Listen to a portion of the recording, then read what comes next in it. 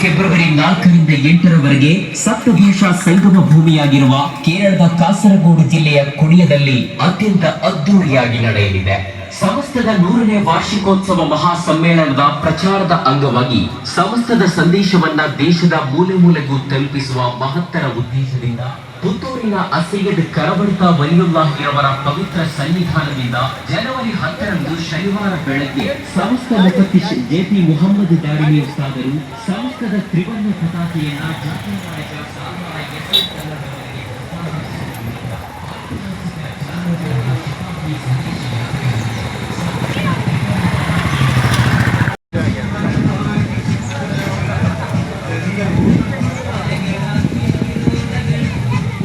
இல்லைண்ணா